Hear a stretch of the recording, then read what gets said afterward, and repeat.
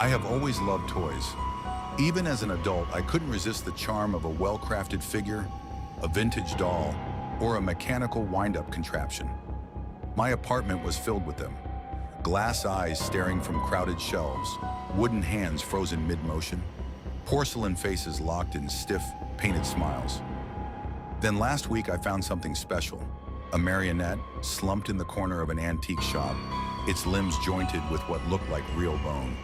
Yellowed, porous, too smooth to be carved wood. The face was too human, the skin stretched tight, slightly translucent, with tiny blue veins threading beneath the surface.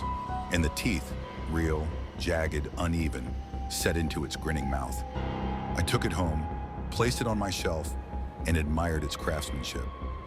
That night as I lay in bed, I heard the soft click, click, click of wooden feet tapping against the floor. My body froze.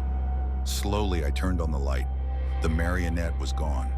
Then a rustling sound from the hallway. My stomach clenched. I crept forward, breath held tight in my lungs. The closet door was ajar. Inside, my toys had changed. The dolls' faces had shifted.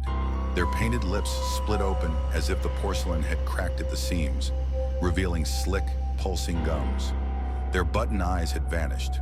Tiny, raw sockets now staring back at me. A teddy bear lay on the floor, stuffing spilling out in thick, wormy strands of something organic. Its belly was wet. The wind-up soldier stood motionless, its metal hands outstretched, fingers peeled open like blooming petals. Fingernails were embedded in its joints. Human fingernails. Then I saw the marionette. It stood in the center, its head cocked at an unnatural angle, its mouth twitching, stretching wide. A wet voice bubbled from inside it. Playtime! Pain erupted in my limbs. My fingers bent backward, stretching, splitting. My bones liquefied, then hardened again. Wrong. I collapsed, screaming, as my skin peeled away in curling, papery flakes. I clawed at my arms only to feel polished wood beneath, smooth and featureless. My joints snapped as my elbows and knees were pulled apart, reshaped into perfect doll-like hinges. I tried to scream, but my lips had fused together, sealed into a frozen, painted smile.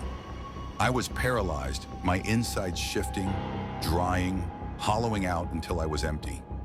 Now I sit among my collection, another handcrafted toy, another grinning face in the dark, waiting, watching, and somewhere deep inside this wooden shell, I am still screaming.